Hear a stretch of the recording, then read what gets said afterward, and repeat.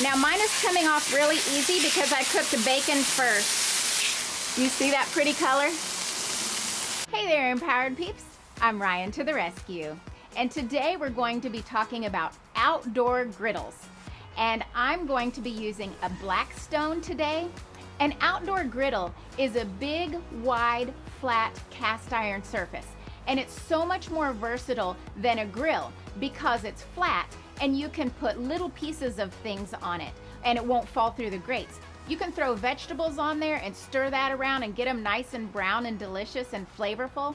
You can put small pieces of meat or even chopped up pieces, and you can put fish on there and you don't have to worry about it falling through because it's one flat surface. Hey, for all of you single ladies watching, I have a very special tip for you at the end, so be sure to stay tuned for that. So 4th of July is coming up, and that holiday is made up of some really essential things like friends and fireworks and pool parties and cookouts and hamburgers. But what better than a hamburger but a smash burger? So that's what I'm going to show you how to make today. And you can't do that on your typical grill with the grates on it. You have to have a griddle. And the first thing we need to do is prepare all of our supplies. So let's head into the kitchen and get that done.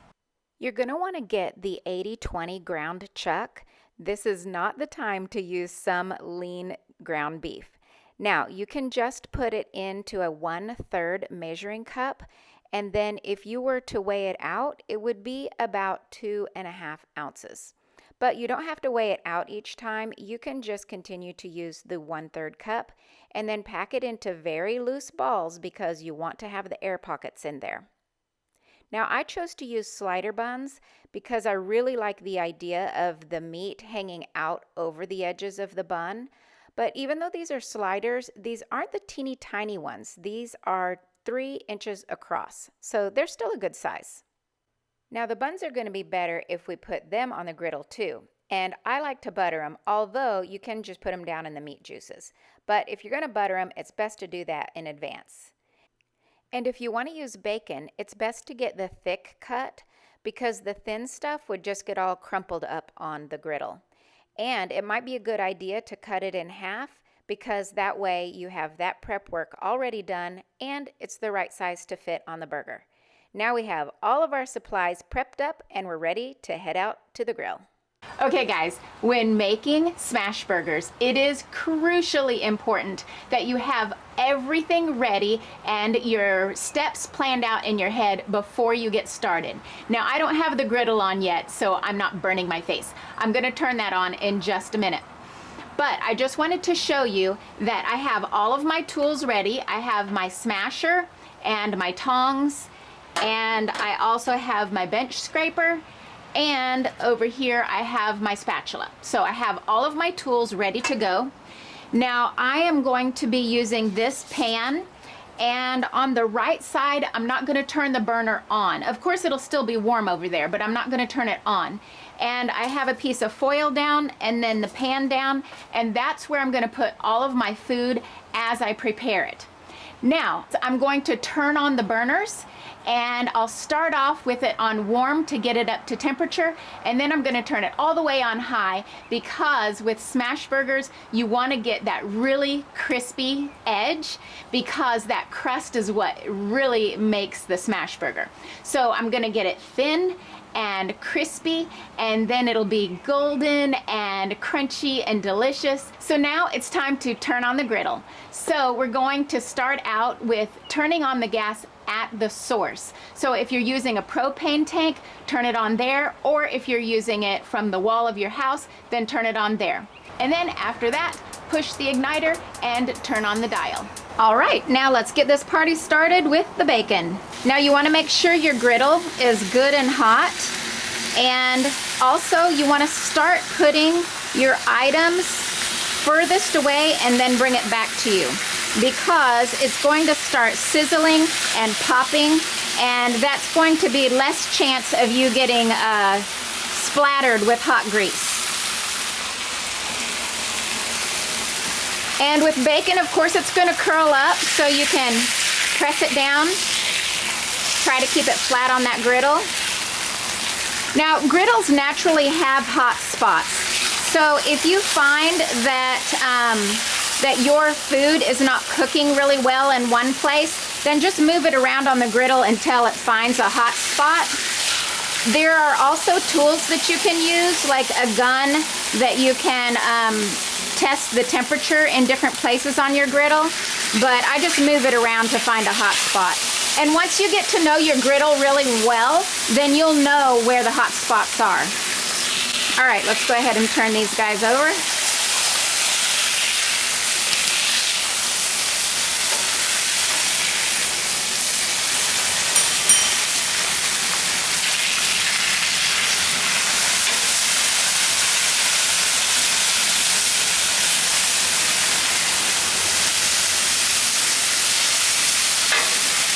Looking good. Okay. Bacon looks great.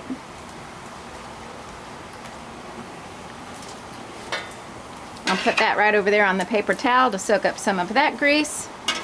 Now I'll put the burgers down right where the bacon was.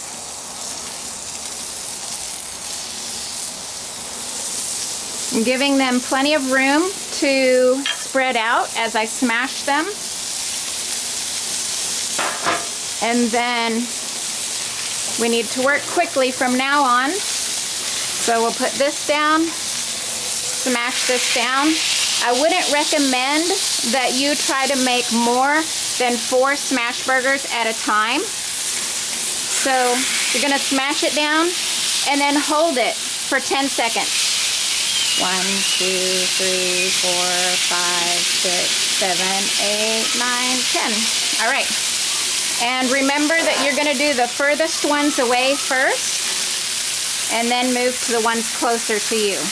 You can use the same piece of parchment on each one, kind of smush it down into the griddle, and then hold it.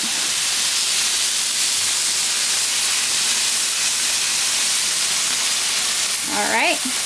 And the last one.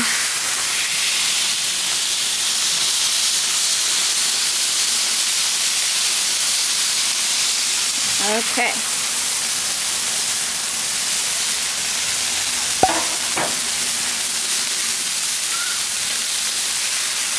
There we go. All right. Now we'll quickly put some salt and pepper on each one.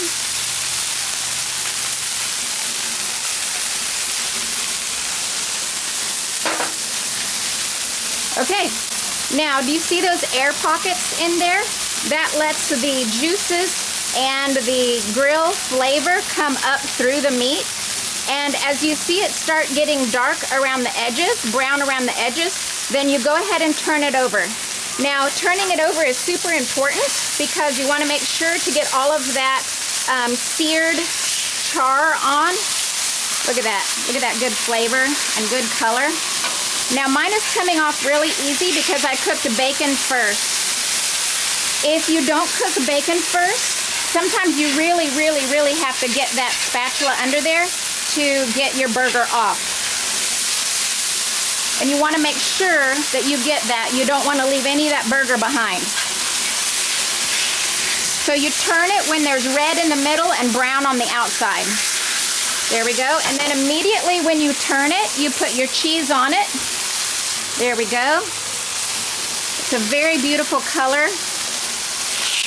You see that pretty color?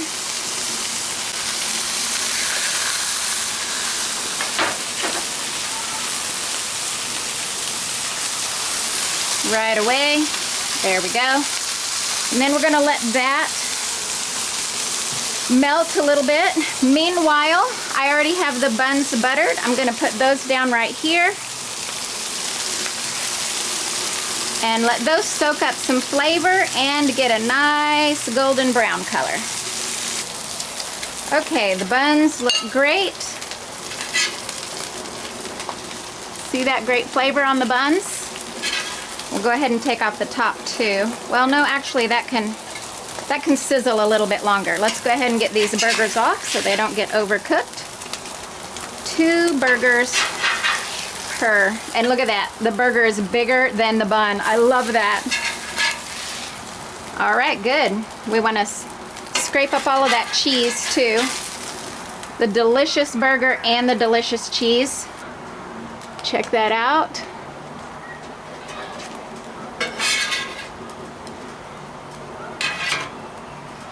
Now time to put the bacon on.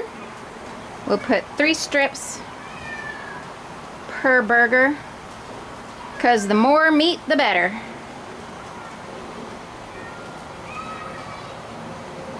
Check out those beautiful burgers, those beautiful buns, and the bacon. Isn't that spectacular? And you can't even see the bread underneath. All right, now I'm going to go ahead and turn off the burners. There we go. Burners are off. And then use the bench scraper to scrape it off. While it's hot, it's much easier to clean. So you can do that because your burger's too hot to eat right now anyway. There we go. Put it right back in that discard trough in the back. There we go. Spectacular. All clean. Now, even to wipe it down a little bit more, I can put this paper towel on it and use my tongs and just get it really nice and clean and get that oil spread around on there even again, so it's seasoned and good to go for the next time. Be sure to turn the gas off at the wall when you're done. So while you're using the griddle, the lid of it stays right back here, and it hooks on the back with these hooks right here. So you can hang it on the back really easy while you're using the griddle, and then when you're all done and you have it all cleaned up, then you just take this lid off and put it right like that. Voila. And here is the drip pan that you can empty in the back. And that's how it's done. Doesn't this look completely amazing? More meat and more cheese than there is even bun. Oh my goodness. And check out those browned edges. It is a perfect crust all the way around. And not only is that beautiful, but it's so delicious. Do you want a bite? All right, friends, here you have it. The best smash burger in the world. According to my standards anyway. Excessive on the meat and barely enough bread to hold it together. Okay, let me take a bite. I wish you were here and you could take a bite with me, but you'll have to trust my word for it.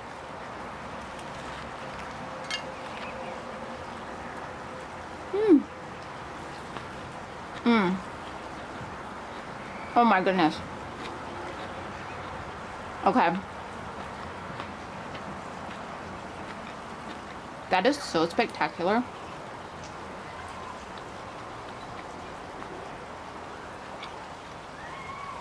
Oh my goodness, guys. This is amazing. I'm gonna need a moment to finish my burger, and I'll be right back with you.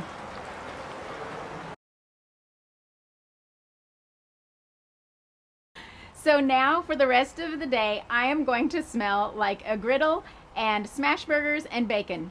But I can think of worse things to smell like, so I'm okay with that.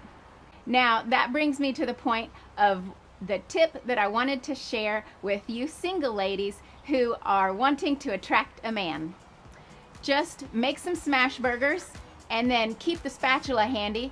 Put on a little of this for perfume, and you'll have them clamoring all over you, I'm sure. There are so many things to learn about a Blackstone. Like if you buy one, then you'll need to go through the process of seasoning it first. And that means that you go through layer upon layer upon layer of just putting a thin dose of oil on it and then wiping it off, and you burn it off. So there's a whole technique to that, and we're not even going to talk about that today. But I just wanted to mention it because if you buy one of these, then you can't just go ahead and start cooking on it right away. You need to season it first. So when it comes to using an outdoor griddle and making a smash burger, we can do it. Now, happy 4th of July, folks.